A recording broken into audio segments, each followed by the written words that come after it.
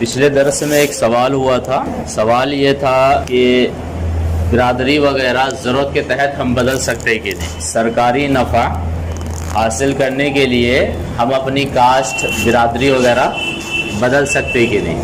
تو وہیں سے ہم یہ آج شروع کرتے ہیں.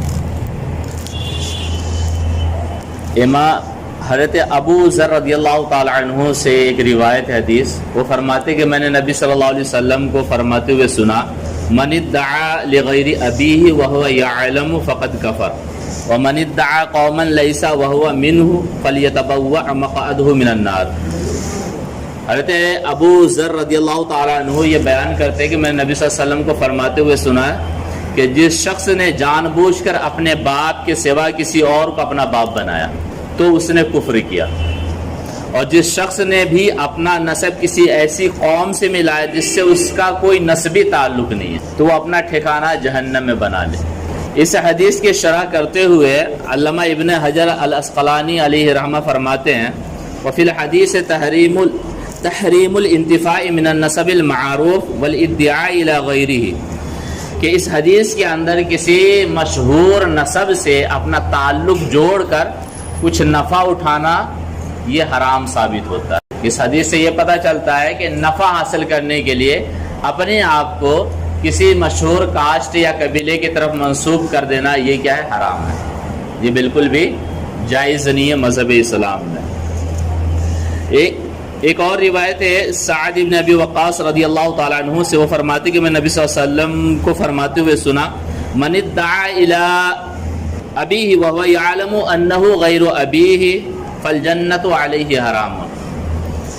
نبی صلی اللہ علیہ وسلم فرماتے کہ جو جانتے ہوئے اپنے باپ کے سوا دوسرے کو اپنا باپ بنائے، جانتا ہے کہ یہ اس کے خاندان سے میں نہیں ہوں، پھر بھی اس کے خاندان کی طرف اپنی نسبت کرتا ہے، نبی صلی اللہ علیہ وسلم فرماتے فالجنۃ علیہ حرام، تو اس کے اوپر جنت کیا ہے؟ حرام ہے، وہ جنت میں جا نہیں سکتا. حضرت عبداللہ ابن عباس رضی اللہ تعالی عنہ سے روایت ہے، نبی صلی اللہ علیہ وسلم فرماتے من ادعا الی غیر ابیہ او انتمى الی غیر موالیہ فعلیہ لعنۃ اللہ والملائکۃ والناس اجمعین، کہ نبی صلی اللہ علیہ وسلم فرماتے جو شخص اپنے باپ کے علاوہ کسی دوسرے کو باپ بتائے یا اپنے آقا کے علاوہ کسی دوسرے کو آقا بتائے تو اس پر اللہ، تمام فرشتوں اور انسانوں کی لعنت ہے.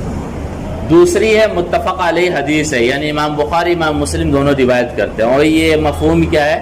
ترمذی شریف کے اندر بھی ہے، من ادعا الی غیر ابیہ او انتمى الی غیر موالیہ فعلیہ لعنۃ اللہ والملائکۃ والناس اجمعین لا يقبل اللہ منہ یوم القیامۃ صرفا ولا عدلا، کہ جو انسان اپنے باپ کے علاوہ کسی اور کی طرف نسبت کرے یا اپنے آقا کے علاوہ کسی اور کی طرف نسبت کرے تو اس پہ اللہ کی، فرشتوں کی اور تمام انسانوں کی لعنت ہے. اللہ تبارک و تعالیٰ قیامت کے دن نہ تو اس کا فرض قبول کرے گا نہ ہی تو نفل قبول کرے گا. یہ بات سمجھ میں آ رہی ہے؟ جیسے پتہ یہ چلا ہے کہ دنیاوی مفاد کے لیے یا سرکاری فائدے کے لیے ہم راشن کارڈ یا کسی اور چیز پہ اپنے کاسٹ کو تبدیل کر کے کچھ اور نہیں لکھوا سکتے، جو ہے وہی لکھوانا ہے. نعمتیں دینے والا کوئی دنیا والا نہیں ہے، نعمتیں دینے والا اللہ تبارک و تعالیٰ ہے. ٹھیک ہے، عزت کے لیے ہم کسی اور کاسٹ کی طرف اپنے آپ کو منسوب نہ کریں. اس لیے یہ قرآن کا اعلان ہے وَتُعِزُّ مَن تَشَاءُ وَتُذِلُّ مَن تَشَاءُ، اللہ جسے چاہتا ہے اسے عزت دیتا ہے، جسے چاہتا ہے ذلت دیتا ہے. جب عزت اور ذلت دینے والی ذات اللہ تبارک و تعالیٰ کی ہے تو اس کی ذات سے ہمیں تعلق لگانا چاہیے اور امید اسی کی ذات سے لگائیں کہ وہی عزت دے. آپ کاسٹ بدل کے یا قبیلہ بدل کے یا برادری بدل کے عزت نہیں پا سکتے. عزت وہی پاتا ہے جس کو اللہ تبارک و تعالیٰ دیتا ہے.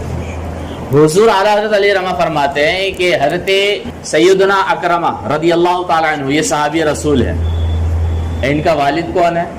ابو جہل ہے، جو کافروں میں بھی سب سے بڑا کمینہ ہے، جو کافروں میں بھی سب سے اخبث کافر ہے، اللہ کا بہت بڑا دشمن ہے ابو جہل.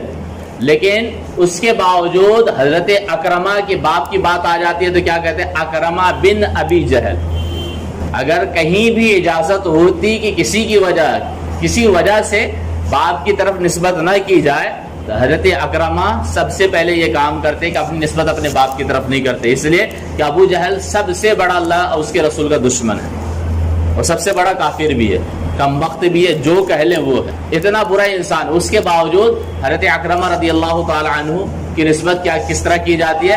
اکرمہ جو بیٹے ہیں ابو جہل کا. یہ بات سمجھ میں آ رہی ہے؟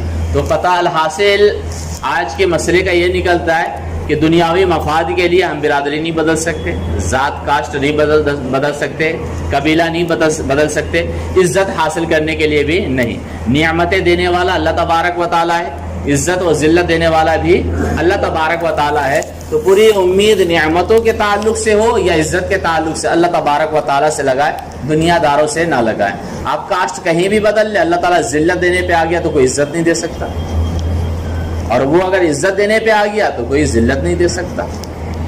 مذہبی اسلام کا ایک صاف ستھرا رول اور قاعدہ ہے، جو علم حاصل کرے گا اس کا مقام بلند ہوتا جائے گا.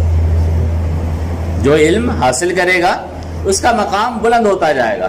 دنیا جسے سب سے بیکار سمجھتی ہے، سب سے بیکار کاسٹ کا جو ہو، دنیا والے اس کے ساتھ کھاتے پیتے کچھ بھی نہ ہو، بس وہ یہ کرے اسلام قبول کرے، پھر علم دین حاصل کرے، عالم بن جائے، تو پھر مسلمان اس کی اقتداء میں نماز پڑھنا فخر سمجھیں گے.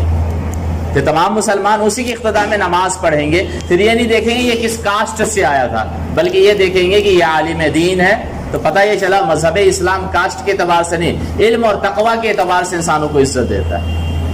تو انسان کو علم اور تقوی کی طرف جانا چاہیے، کاسٹ وغیرہ کی طرف. کاسٹ وغیرہ صرف ہماری جان پہچان کے لیے، اس کے علاوہ اس کا اور کوئی رول نہیں ہے. یہ بات سمجھ میں آ رہی ہے؟ تو الحاصل یہ ہے کہ جان بوجھ کر کاسٹ بدلنا یہ کیا ہے؟ حرام ہے. دنیاوی مفاد کے لیے برادری بدلنا، کاسٹ بدلنا، قبیلہ بدلنا، یہ بھی کیا ہے؟ ناجائز ہے اور حرام ہے. اگر کوئی ایسا کرتا ہے تو اللہ تبارک و تعالیٰ کی اس پہ لعنت ہے، فرشتوں کی، تمام فرشتوں کی لعنت ہے، لوگوں کی لعنت ہے. پھر قیامت کے دن اللہ تبارک و تعالیٰ ایسے انسان کی نہ تو فرض قبول فرمائے گا اور نہ ہی تو نفل قبول فرمائے گا.